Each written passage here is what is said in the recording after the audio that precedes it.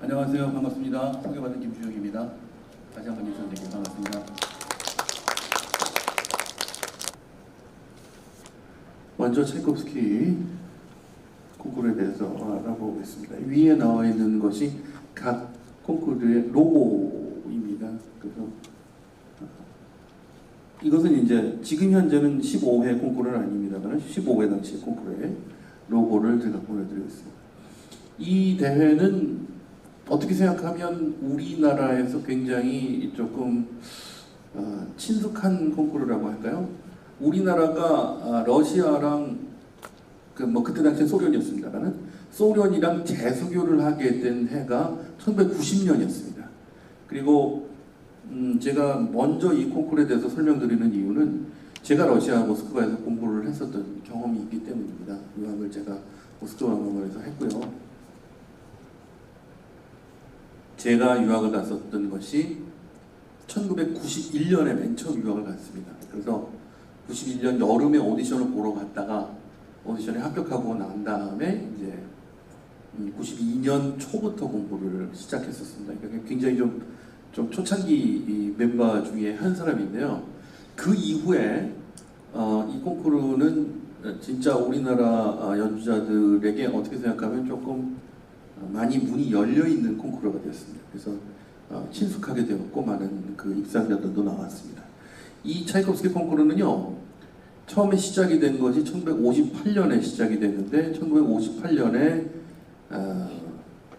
시작하게 된 계기가 다름이 아닌 과학기술의 발달과 연관이 되어 있습니다. 바로 그 전해인 1957년에 소련에서 스푸트니크 위성을 발사를 합니다. 이게 성공을 하죠. 그래서 미국보다 인공위성을 맨 처음 쏘아 올린 나라가 이제 소련이 됩니다. 소련에서 그때 당시에 이제 그 권력자였던 후르시초프가 신이 났어요. 그래서 이제 우리는 이제 그때 당시 냉전 시대 아닙니까? 그래서 이제는 우리나라가 미국을 완전히 이겼다. 그래가지고 이제 과학은 이제 완전히 눌렀으니까 이제 문화만 이기면 이제 우리가 미국을 꺾고 이제 넘어오는 국가가 된다. 이렇게 소련이 생각했었던 거죠. 그래서 1958년에 우리나라를 대표하는 작곡가 이름이 뭐야? 차이콥스키야. 오케이. 차이콥스키 이름을 딴 세계 무대 콩쿠르를 만들자. 이렇게 된 거죠. 그래가지고 콩쿠르를 만들었는데 이 콩쿠르이 매 4년마다 열리게 되면서 말하자면 세계에서 가장 훌륭한 콩쿠르 중에 하나가 됐고 또 이 콩쿠르에 입상하는 것이 세계 무대로 나아가는데 최고의 어떤 그런 그 교두보 같은 것이 되게 되었습니다. 최근에 상트페테르부르크와 군산 개최 모스크바에서 항상 열렸었는데요. 상트페테르부르크로 일부 대회, 일부 부문이 옮겨갔는데 그 옮겨간 이유는 푸틴 대통령 때문입니다. 푸틴 대통령이 상트페테르부르크 출신이기 때문에 하지만 또 그 이유만 있는 것은 아니고 어디까지나 문화유산이 굉장히 많이 남아있는 소위 18세기, 19세기의 제정 러시아 시대에 상트페테르부르크가 문화의 중심지이자 수도였기 때문에 충분히 이 말은 충분히 이 뜻이 설득력이 있었죠. 자, 모스크바 음악원 출신들이 대부분 다 역대 입상자들 중에 차지하는데 특히 피아노 부문은 거의 독식하다시피 했습니다. 그리고 사실 예술의 전당, 서울예술의 전당에서도 이제 그런 얘기들을 굉장히 많이 하는데요. 아시는 분들은 아시겠습니다만은 우리나라에서 이제 개교된 지가 이제 약 한 30년 정도 된 한국예술종합학교가 정말로 세계 무대에서 뚜렷하게 그 졸업생들이 두각을 나타내고 있잖아요. 그 이유가 여러 가지 있지만 예술의 전당이라고 하는 공연장과 이 음악원이 붙어 있기 때문이다. 이렇게 분석하는 사람들이 많습니다. 실제로 그렇습니다. 그래서 세계 유수의 음악 학교들은 대부분 다 최고의 공연장과 붙어 있거나 아니면 가까이 있어서 그 그 연주자들의 연주를 직접 피부로 느끼고 체험하고 그러면서 공부할 수 있게 만들어 놓은 어떤 그런 환경들이 많은데요. 이 한국예술종합학교 음악원 역시 그런 특성을 가지고 있다. 제가 왜 이 말씀을 드리냐면 이 모스크바도 마찬가지입니다. 이 모스크바 음악원이 차이콥스키 콩쿠르가 열리는 이 모스크바 음악원 대강당하고 이렇게 붙어 있어요. 그러니까 모스크바 음악원의 대강당에서 차이콥스키 콩쿠르의 가장 중요한 그 대회들이 다 열립니다. 그렇기 때문에 뗄래야 뗄 수 없는 관계이죠. 그러니까 말하자면 내가 며칠 전에 연주를 여기서 했는데 학생으로서 콩쿠르 무대에서도 여기서 연주를 할 수가 있게 된다. 이건 뭐 엄청난 이점 아니겠습니까? 축구도 홈그라운드에 이점이 있고, 네, 당연히 이점이 있는데 그런 면에 있어서 러시아인들에게 굉장히 이점으로 작용하는 대회가 바로 또 차이콥스키 콩쿠르 콤피티션이다. 이렇게 생각할 수 있겠습니다. 자, 주요 수상자를 보면은요,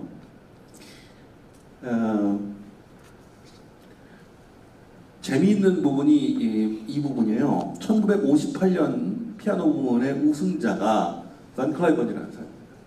근데 이 반 클라이번 콩쿠르도 제가 조금 이따가 설명하려고 해요. 근데 이 어떤 사람이냐 하면 텍사스 출신인데 아주 부잣집 아들이에요. 반 클라이번은.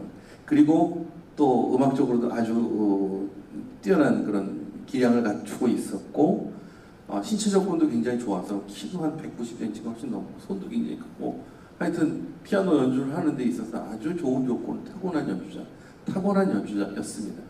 그런데 재미있는 게 뭐냐면 제가 방금 전에 말씀드렸잖아요.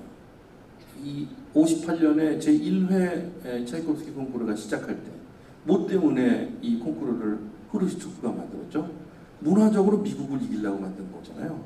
그러니까 이런 세계 무대, 세계 콩쿠르를 만들어 놓고 국제 콩쿠르에서 자기네 나라 사람이 1등 하는 거를 원했고 그거를 하려고 어떻게든지 간에 하여튼 노력을 했는데 1회 대회 때는 어떻게 됐어요? 미국 사람이 1등 했어요.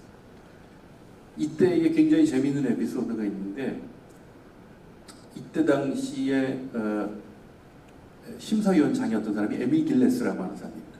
이 길레스가 이 1등상을 결정하기 전에 진짜로 후르시초프를 만났다 그럽니다.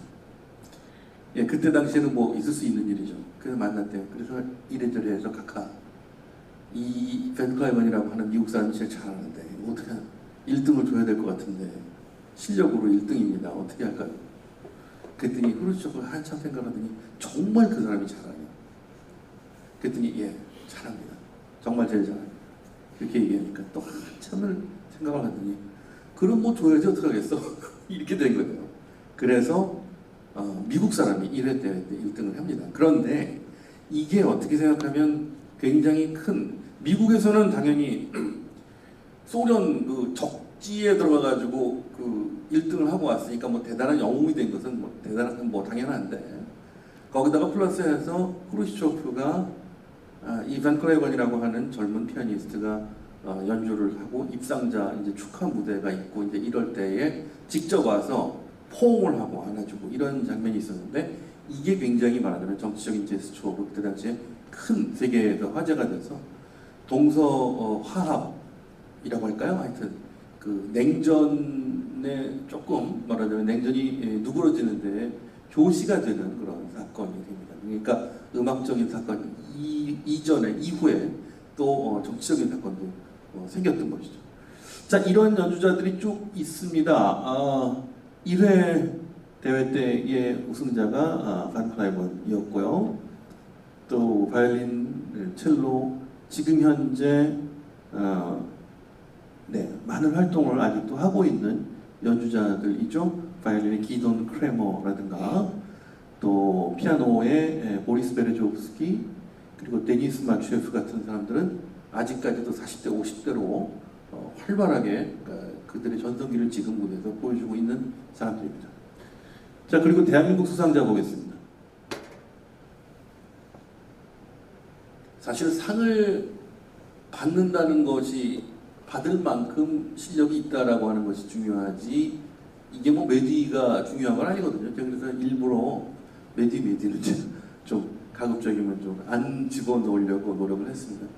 이 성악부문은 생긴 지가 사실은 오래되지 않았습니다. 그래서 맨 처음에 시작했을 때는 피아노 바이올린만 있었고요. 그 후에 첼로, 그 성악부문, 요즘은 이제 관악기 부문도 차이콥스키 콩쿠르에서 있습니다. 우리나라 입상자들이 계속해서 나올 것으로 기대되는 그런 부분인데, 대한민국 수상자들은 피아노의 임동민, 손여름, 그리고 조성진. 2011년도에서 조성진이 3위를 차지했습니다. 그때 당시에 손여름이 2위였고요. 이때 당시에도 피아니스트 조성진과 관련된 에피소드가 있었죠.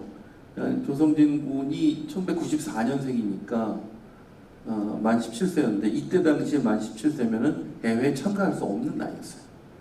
그런데 너무나 예선전부터 뛰어난 기량을 보였기 때문에 이때 당시에 심사위원장인 지휘자 발레리 게르기예프라고 하는 사람이 이제 며칠 있으면 사실 또 옵니다, 우리나라에. 이 발레리 게르기예프가 조성진의 실력을 인정해서 뭐 이렇게 기량이 좋은 연주자인데 나이가 무슨 상관이 있냐 이렇게 얘기를 하면서 말하자면 연주를 허락을 해줬던, 참가를 허용을 해줬던 그렇게 허용을 해줬는데 또 좋은 결과가 났었던 그런 일이 있었습니다. 바이올린 부문에서도 지금 현재 굉장히 많은 활동을 하고 있는 신지아, 클라라 주미가, 김봄소리, 김동현 같은 바이올리니스트들이 나왔고요. 지금 한참 굉장히 많이 활동하고 있는 그런 여러분들에게 친숙한 이름들이죠. 그리고 제가 지금 진행하고 있는 KBS 음악실에도 자주 나오시는 분들입니다. 그리고 성악은 1990년에 한국예술종합학교 교수를 지낸 최연수 씨가 1위에 입상을 했고요. 박종민, 서선영, 그리고 2019년에 김기훈, 바리톤 김기훈이 2위에 입상을 했는데, 김기훈 씨는 바로 지난 화요일 날 저희 프로그램에 나와서 저랑 만났었습니다. 그래서 아마 제 프로그램을 들으시는 분들은 김기훈 씨의 목소리도 들으셨지 않았을까 생각합니다. 이 갈라 콘서트라고 하죠. 보통 이제 입상을 한 다음에 입상자 콘서트에서 푸틴 대통령이 이 객석에 앉아 있는 모습도 보셨나요? 네, 보실 수 있었습니다. 계속해서 퀸 엘리자베스 콩쿠르로 넘어가겠습니다. 바이에른의 엘리자베트 왕비의 이름을 따서 개최가 됐습니다. 이 콩쿠르는요, 차이콥스키 콩쿠르보다 좀 더 오래됐어요. 한 20년 정도 더 오래됐는데, 시작은. 근데 그때 당시의 이름은 이사이 콩쿠르였어요. 이사이가 누구냐면은 벨기에가 배출한 바이올린계 최고의 거장이라고 할 수 있는 사람입니다. 이사이는 뭐 작곡가이기도 했고, 연주자이기도 했고, 선생님이기도 했고, 정말 벨기에의 자랑이나 마찬가지. 그러니까 차이콥스키가 러시아의 자랑이라면 벨기에는 이자이, 이렇게 생각할 수도 있고요. 여하튼 그래서 바이올리니스트의 이름을 땄는데, 2차 세계대전이 진행된 기간 동안 중단된 이후에 대부분이 다 콩쿠르가 2차 세계대전 전에 시작을 한 콩쿠르는 2차 세계대전 이후에 또, 그러니까 그 전쟁 기간 동안에 잠깐 중단됐잖아요. 그래서 그랬다가 다시 개명이 됐습니다. 그 이후에는. 이 얘기가 나와서 잠깐 말씀을 드리면, 사실은 어지간하면 이 콩쿠르들이 무슨 자기네 나라의 사정이 아닌 이상에는 뭐 연기되거나 취소되거나 아니면 없어지거나 하지 않거든요. 그런 면에 있어서 참 코로나가 무섭죠. 코로나 때문에 작년에 연기된 대회들이 굉장히 많았습니다. 이건 차차 제가 말씀드리도록 하고요. 자, 바이올린, 성악, 작곡, 피아노의 4개 분야가 처음에 있었고, 작곡은 2012년을 끝으로 중지됐고요. 그 대신에 이제 첼로 부문이 추가가 됐다. 그러니까 4년에 한 번씩 한 학기가 돌아가면서, 그러니까 매년 대회가 있긴 해요. 그런데 악기가 다른 거죠. 이렇게 된다고 생각하시면 되고, 그 다음에 사실은 콩쿠르의 권위는요, 그 어떤 나라에서 하느냐, 혹은 뭐 그 규모가 얼마나 크냐, 혹은 상금을 얼마큼 주냐, 뭐 이런 거랑 관련이 있는 것이 아니고 사실 그 콩쿠르에서 요구하는 과제곡이 어떤 것이냐, 그 과제곡이 어려우냐 쉬우냐, 또 그런 것들을 잘 해낼 수 있는 연주자들이 말하자면 출전을 하느냐, 뭐 이런 거랑 관련이 있거든요. 그래서 이 퀸 엘리자베스 콩쿠르 역시도 다른 제가 지금 말씀드리는 콩쿠르와 마찬가지로 과제곡이 제일 어렵고 길고 뭐 할 게 제일 많은 콩쿠르로 유명합니다. 그래서 지금 보시면 다른 콩쿠르에서도 가끔은 이런 게 있는데 정말 여기는 특별하게 그 신작이 하나 나와요. 그래서 그 신작을 연주를 해야 돼요. 신작이라는 건 말 그대로 새로 나온 곡이에요. 아무도 모르는 곡, 악보가 지금까지 전혀 나오지 않았었던 곡을 대회 기간 동안에 지급이 됩니다. 그러면 한 열 며칠 동안에 한 1, 2주 안에 이 곡을 익혀서 자기 혼자 익혀서 연주를 해내야 된다. 이런 그 아주 희한하면서도 어려운 그런 말하자면 그 콩쿠르의 지정곡이 있습니다. 지금 나와 있는 대로 악보는 최종 라운드 진출이 확정되었을 때 지급된다 이렇게 돼 있는데 정말 어려운 그런 그 과제라고 할 수 있는 부분이죠. 그리고 제가 한 가지 더 덧붙여서 말씀을 드리면 이 샤펠드 무직이라고 그래가지고 음악의 성이라고 하는 곳에 이들이 이제 참가자들이 거기에 묵거든요. 근데 거기에서는 완전히 외부와 모든 것이 차단됩니다. 핸드폰은 뭐 당연히 없고요.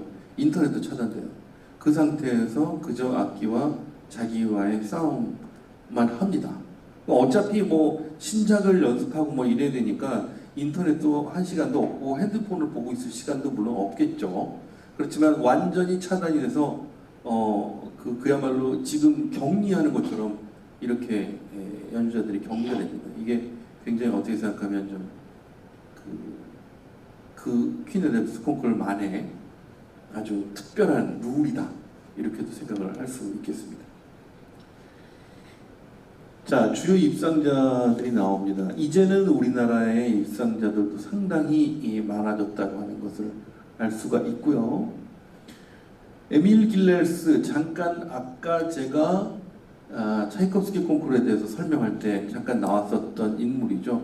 에밀 길레르스, 지금 현재 물론 세상을 떠난 그런 과거의 최고의 명 피아니스트였는데 이분 뭐 음반이라든지 뭐 또 해석이라든지 이런 것들은 뭐 세계적으로 굉장히 많이 알려져 있는 그런 명 피아니스트입니다. 그러니까 피아노 부문 첫 번째의 1위 입상자가 에밀 길레르스였다. 그리고 레온 플라이셔를 제가 또 언급을 하고 싶은데요. 한 2, 3년 전에 세상을 떠나셨습니다.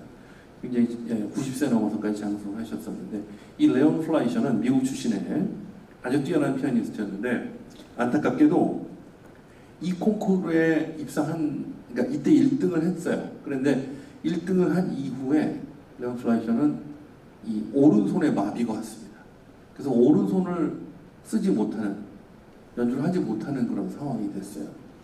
그래서 오랫동안 왼손으로만 연주를 했고 또 선생님으로서도 굉장히 많은 활동을 했는데 생애 마지막에 80세가 훨씬 넘어서 다시 오른손이 돌아왔어요. 신경이 돌아와서 다시 재기를 해서 생애 마지막에 한 10년 정도는 양손으로 연주하는 피아니스트로 그렇게 자신의 커리어를 이어갈 수 있었습니다. 아주 기적과 같은 그런 일이 일어났었던 사람이 레온 플라이셔, 미국의 피아니스트였고요.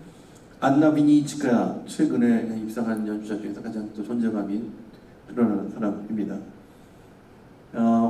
바이올린은 다비드 오이스트라크하고 레오니드 코간의 이름이 보이는데 이 두 사람은 나이 차이는 좀 납니다만은 러시아 출신인데 이 두 사람 모두 그리고 아주 명 연주자로서 두 사람이 라이벌 관계를 한참 동안 유지했었던 사람이고요.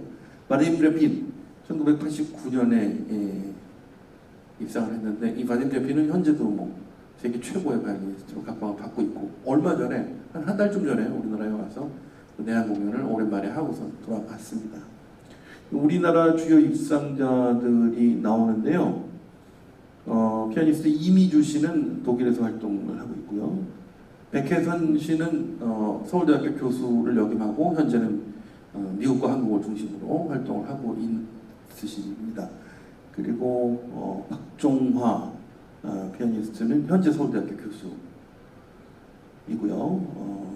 임효선, 김태형 두 사람은 모두 경희대학교에 지금 현재 교수로 있습니다. 강동석, 베이컨, 이경선 이런 분들의 이름도 보이는데 강동석 선생님은 아마 모르시는 분들이 아무도 안 계실 것 같아요. 우리나라를 대표하는 바이올리니스트 중에 한 분이셨죠. 이제 연세가 많지만 아직까지도 왕성하게 현역으로 활동을 하고 있습니다. 이경선 씨는 서울대학교 교수이고 권혁주의 이름이 보이는데 바이올리니스트 권혁주 씨는 안타깝게도 몇 년 전에 세상을 떠났습니다. 과로사였는데요. 너무 안타깝게도 30대 초반에 세상을 떠나서 우리를 굉장히 많이 안타깝게 했던 하지만 오래 기억되는 그런 이름이죠. 성악 분야에서도 홍혜란, 황수미 이 두 분은 퀸 엘리자베스 콩쿠르에서 성악 부문에서 1위를 차지했던 당당히 우승을 차지했었던 그런 이름들입니다. 많은 입상자들이 나왔고 사실 지금 앞서서도 제가 잠깐 말씀을 드렸습니다만은 이 퀸 엘리자베스 콩쿠르 같은 경우에는 사실은 콩쿠르 지정곡도 굉장히 많고 그리고 또 말하자면 이렇게 이쪽에서 이쪽 분야에서 예를 들어서 벨기에랑 가까운 나라라면 뭐 프랑스를 얘기할 수 있을 텐데 프랑스어권에서 공부를 하지 않으면 사실 좀 입상권과는 거리가 멀다 이렇게 생각을 해서 우리나라 사람들에게는 사실은 조금 거리가 있고 입상하기 힘든 그런 콩쿠르로 여겨졌었습니다. 근데 이제는 그렇지 않고 앞으로도 계속해서 퀸 엘리자베스 콩쿠르에서 입상자들이 배출되지 않을까 하는 그런 기대를 갖게 됩니다. 퀸 엘리자베스 콩쿠르 역시 작년에 하지 못했고 그래서 작년에 원래 피아노가 있었어야 되는데 피아노 대회를 하지 못해서 올해 봄에 피아노 콩쿠르가 있었죠. 그래서 벨기에 출신의 조나탄 프루넬이라고 하는 피아니스트가 1위를 받은 바가 있습니다. 자, 반 클라이번 콩쿠르를 보겠습니다. 이 반 클라이번 콩쿠르는 아까 제가 말씀드렸다시피 반 클라이번이라고 하는 피아니스트가 차이콥스키 콩쿠르에서 우승한 것을 기념해서 만들어졌어요. 참 그러니까 어떻게 생각하면 그만큼 반 클라이번이라고 하는 사람의 이 우승이 대단한 음악적 사건이었고 세계적으로도 세계 문화계를 아주 뒤흔든 사건이라고 볼 수가 있죠. 그리고 미국에서 그들이 이제 말하자면 이렇게 음악 경연 대회를 만들 때 어떻게 생각했겠어요? 오케이, 우리가 또 미국은 미국 나름대로 우리가 차이콥스키 콩쿠르에서 1위에 이제 1회 대회 때 우리가 먹었으니까 이제는 우리가 차이콥스키 콩쿠르를 능가하는 대회를 만들자 이렇게 생각을 할 수 있지 않았겠습니까? 그래가지고 만든 게 반 클라이번 콩쿠르입니다. 그러니까 차이콥스키보다 4년 뒤에 만들어졌죠. 이 콩쿠르는 미국 대통령 취임식 해에 개최되는데 이거는 왜 그런지 잘 모르겠어요. 저도 안 봤는데 특별히 무슨 이유가 있거나 뭐 그런 건 아닙니다.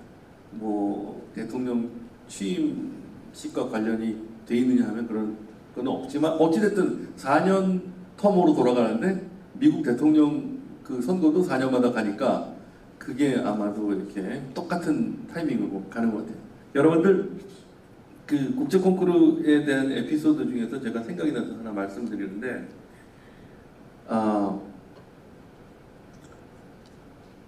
예전에 이런 일이 있었어요. 차이콥스키 콩쿠르 다시 돌아가서 말씀드리면 차이콥스키 콩쿠르도 4년마다 한 번씩이거든요. 차이콥스키 콩쿠르는 지금 제가 반 클라이번 콩쿠르는 미국 대통령 취임식하고 이게 겹친다 이런 얘기 했어요. 그 해하고. 그런데 그 해랑 겹치고 그 시기까지 딱 겹치는 세계 최고의 스포츠 대회가 있었어요. 뭘까요?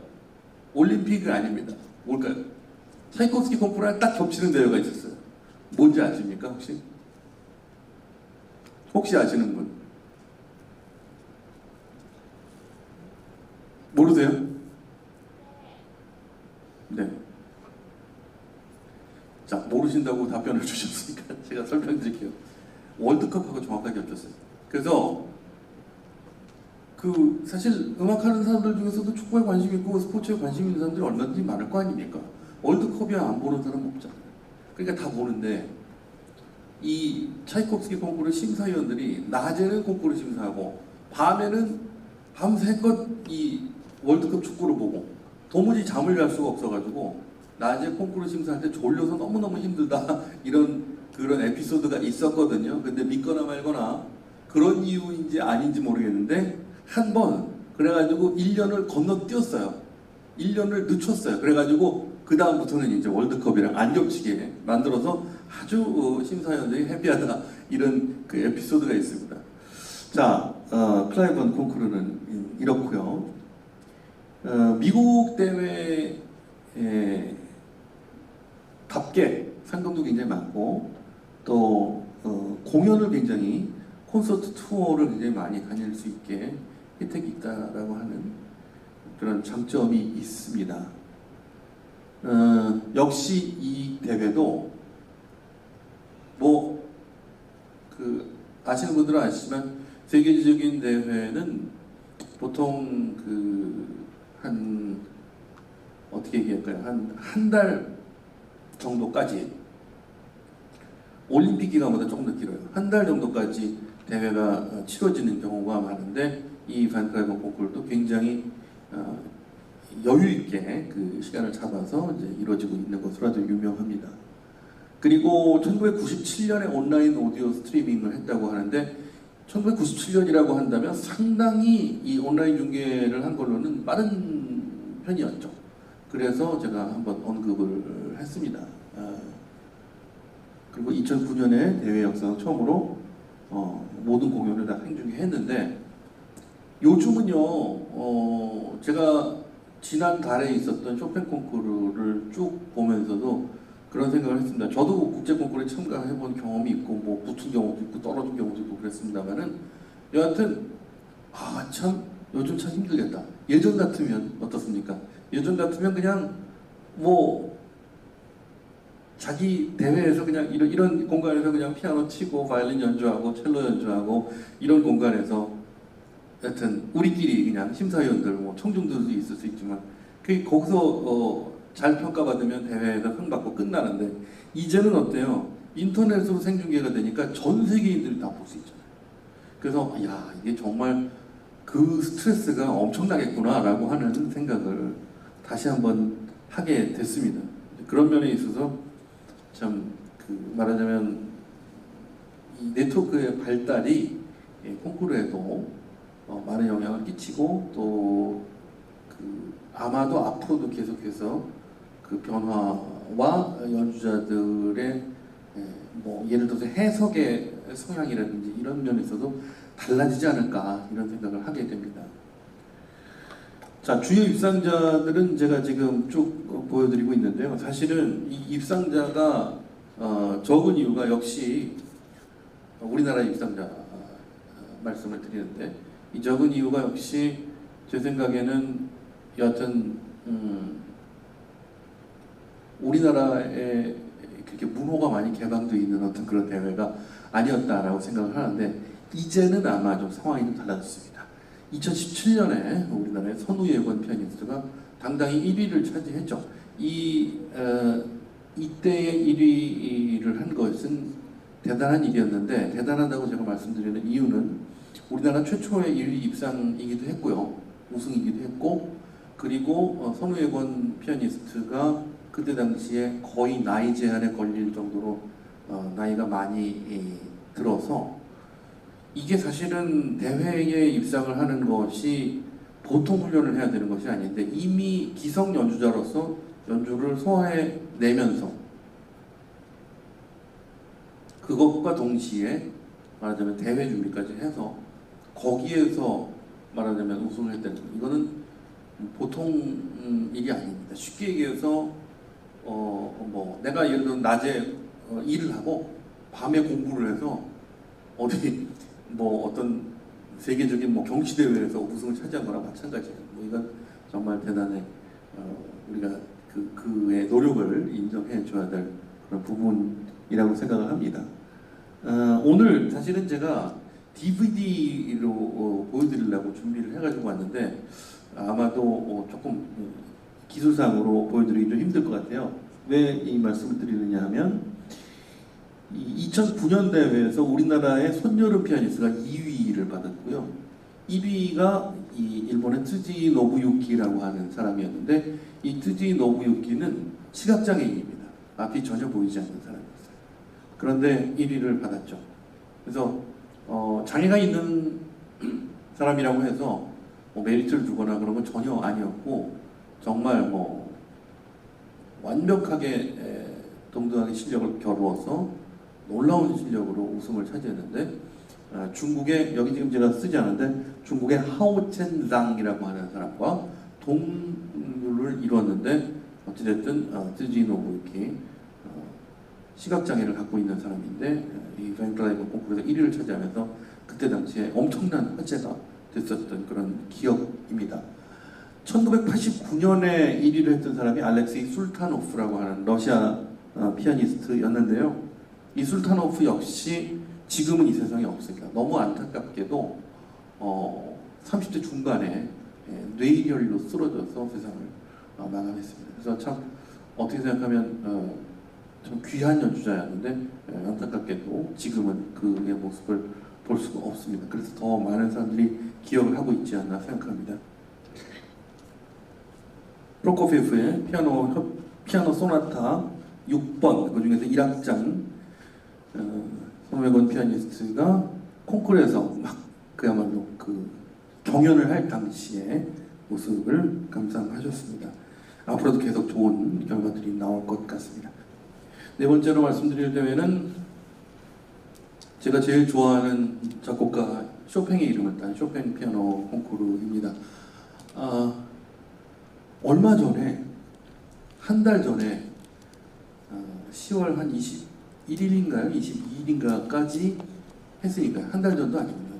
한 20일 정도 지났는데 쭉 쇼팽 콩쿠르가 진행이 됐습니다. 이 콩쿠르는 현존하는 가장 오래된 콩쿠르이기도 하고요. 그리고 또 가장 권위를 인정받고 있는 대회이기도 합니다. 근데 그 대회의 권위가 아까 제가 말씀드린 대로 여러 가지 이유가 있다. 권위 있는 심사위원이 온다. 또 좋은 참가자들이 참가한다. 또 콩쿠르의 과제곡의 난이도가 높다. 뭐 이런 얘기들을 제가 했는데요. 이 콩쿠르는 이제 피아노 부문만 치러지는 콩쿠르입니다만은 어찌됐든 콩쿠르의 난이도로 봤을 때 가장 최상이라고 할 수 있는 이유가 쇼팽이라고 하는 작곡가 한 사람의 작품만으로 심사를 한다라고 하는 특징이 있습니다. 그래서 그런 특징 때문에 쇼팽을 가장 잘 연주할 수 있는 연주자만이 참가할 수 있고 또 입상할 수 있다라고 하는 그런 까다로운 그런 결과가 있는데 쇼팽이라고 하는 작곡가가 그럼 절대적이냐? 그러니까 쇼팽을 연주한다고 해서 모든 다른 작품들을 다 잘 연주한다고 할 수 있느냐? 물론 그렇게 얘기할 수는 없습니다. 그런데 역대의 이 콩쿠르에 입상한 사람들이 어떤 콩쿠르보다도 최소한도 피아니스트 입장에서는 가장 많은 활동을 하고 있고 가장 말하자면 큰 명성을 얻고 있고 가장 큰 명예를 얻고 있고 하기 때문에 이 콩쿠르의 권위가 날이 가면 갈수록 올라가고 있지 않나 이렇게 생각이 됩니다. 잘 아시는 대로 쇼팽은 피아노의 시인이라고 불리는 사람이고 폴란드에서 태어났죠. 39살까지밖에 살지 못했고 그 생애 절반은 프랑스 파리를 중심으로 해서 프랑스 어권에서 살았고 생애 전반은 그래도 폴란드에서 살았고 생애 후반은 프랑스에서 지냈고 또 아버지는 프랑스인이었기 때문에 절반은 프랑스 사람이었다 볼 수 있는 사람이 쇼팽입니다. 그리고 피아노의 시인이라고 하는 그 그 별명에 걸맞게 평생 오로지 피아노 곡만 작곡하면서 살았던 그런 작곡가이자 피아니스트이자 그랬었던 인물입니다. 1927년에 맨 처음에 시작이 되었고요. 여기 지금 제가 썼지만 말하자면 쇼팽의 올바른 해석을 찾자, 좀 더 합리적인 해석을 찾자, 너무 자의적으로 제 마음대로 연주하는 그런 해석들은 지양하고 누구든지 공감할 수 있는 올바른 바람직한 해석을 찾아보자 라고 하는 데서 이 대회 콩쿠르의 이제 아이디어와 취지가 처음 시작한 취지가 그러했습니다. 근데 그 이후에 좋은 연주자들이 굉장히 많이 나온 거죠. 제가 이 PPT를 만들 당시에는 10월 이전이었기 때문에 코로나19로 연기되었던 제18회 쇼팽 콩쿠르가 10월부터 그 본선을 시작한다 이렇게 써놨는데요. 여하튼 본선 결과가 다 모두 나와서 이번에는 사실 뭐 잘 아시는 대로 2015년에 조성진 피아니스트가 1위를 차지해서 우승을 차지해서 정말 일약 스타가 되었고 우리나라에서 가장 주목받는 연주자가 됐잖아요. 근데 이번에도 그래서 제2의 조성진이 나올 수 있을까라고 하는 기대를 굉장히 많이 했었습니다만 안타깝게도 이번에는 입상자가 한국 사람 중에서는 나오지 못했습니다. 그래서 또 다음 대회를 기약해야 되는데 이 대회에 또 하나의 높은 난이도라고 얘기할 수 있는 그런 부분이 뭐냐면 5년마다 한 번씩 치러진다는 거예요. 그 어떤 대회도 4년 이상 길어지는 경우가 없어요. 보통 2년, 3년 주기, 4년 주기 이게 보통인데 이 콩쿠르는 5년마다 있습니다. 그러니까 대회에 참가할 수 있는 이 젊은 그 말하자면 영파워들이 이 쇼팽 콩쿠르를 준비를 한다 하더라도 운이 좋으면 3번이에요. 무슨 말씀인지 아시겠죠? 운이 좋아야 3번. 보통 아주 열심히 노력해도 참가를 할 수 있는 기회는 내가 아주 뛰어난 기량을 갖고 있다 하더라도 2번밖에 안 돼요. 그래서 그런 면에 있어서 가장 또 입상하기 어려운 대회라고 하는 이유도 또 거기에도 또 그런 이유가 있습니다. 자, 주요 입상자들을 쭉 썼는데요. 마우리치오 폴리니 1960년, 그리고 마르타 아레리치 1965년, 게릭 올슨 1970년, 크리스티안 짐메르만 1975년, 당타이선 1985년, 윤디 리라고도 부르는 중국의 피아니스트죠. 2000년, 라파우 블레카치 2005년, 율리아나 아브제예바 2010년 이렇게 해서 제가 쭉 1위 우승자를 쭉 적어봤습니다. 중에서도 폴리니, 아레리치, 게릭 올슨, 지메르만, 당타이선 이런 사람들은 지금 아직 이젠 나이가 많이 들었지만 계속해서 활동 중이고요. 라파우 블레하츠는 아직 많이 젊기도 하고 우리나라의 바이올리니스트 김봄소리와 같이 음반을 내기도 해서 우리나라에 더 많이 알려져 있습니다. 그리고 우리나라 입상자는 임동민, 임동혁 이 형제잖아요. 이 두 사람이 형제인데 이 형제가 2005년도에 나란히 공동 3위에 입상을 했었습니다. 그게 형제가 같이 입상을 했기 때문에 그거 자체도 굉장히 큰 화제였고요. 무엇보다도 우리에게는 이제 조성진 피아니스트가 2015년에 우승을 차지하면서 굉장히 많이 주목받는 그런 대회가 됐습니다. 그러니까 쇼팽이라고 하는 작곡가를 모르시는 분은 안 계실 거예요, 여기에. 그런데 쇼팽 콩쿠르에 대해서는 잘 몰랐다 이렇게 생각을 하실 분도 계실 텐데 그런 분들에게 말하자면 이 대회가 많이 알려지게 된 것은 조성진 피아니스트가 우승을 했기 때문이 아닌가 이렇게도 생각이 됩니다. 이 하야토 스미노는요 케이틴이라고 하는 이름으로 유튜버입니다. 유튜버의 구독자가 지금 100만이 넘는 사람인데 CATEN 케이틴이라고 하는 이름으로 검색을 해보시면 그가 연주한 뭐 영화음악, 재즈, 뭐 클래식 음악 굉장히 많은 영상이 올라온 것을 알 수가 있습니다. 그래서 유튜브로 지금 이 콩쿠르가 영상이 이제 말하자면 생중계됐었잖아요. 그때 당시에 조회수가 보통 한 10,000명 정도 들어오는데 이 하야토 스미노가 연주했을 때 한 4만 명 가까이 들어와서 댓글도 굉장히 많이 달아주고 그랬었던 그런 기억이 납니다. 그래서 이런 어떤 그 유튜브를 통해서 소통하거나 또 그렇게 해서 지명도를 얻거나 알려지거나 이런 것들은 심지어는 이렇게 어떻게 생각하면 가장 보수적인 음악 콩쿠르에서도 하나의 경향으로 나타날 수 있고 앞으로도 그런 영파워들이 만들어내는 경향이 새롭게 나타날 수 있다라고 하는 면에서 보여드렸습니다. 계속해서 마지막으로 만나볼 콩쿠르는 리즈 피아노 콩쿠르입니다. 영국에서 3년마다 치러지는 콩쿠르인데요. 1961년에 이 중에서도 이제 파니 워터만 여사가 가장 최근까지 생존하면서 많은 일들을 이제 말하자면 했던 인물이고요. 1963년에 첫 대회가 개최되었습니다. 그리고 대회 첫 라운드가 다른 나라에서 시작이 된다고 하는 것도 특징인데 역시 뭐 준결승, 결승전은 리즈 타운홀이라고 하는 말하자면 영국의 리즈 콩쿠르의 본부에서 열린다고 하는 것이 특징입니다. 그리고 제가 이 콩쿠르에 대해서 하나 강조해드리고 싶은 것은 이 다른 대회들과 원하는 그런 그 스타일이 조금 달라요.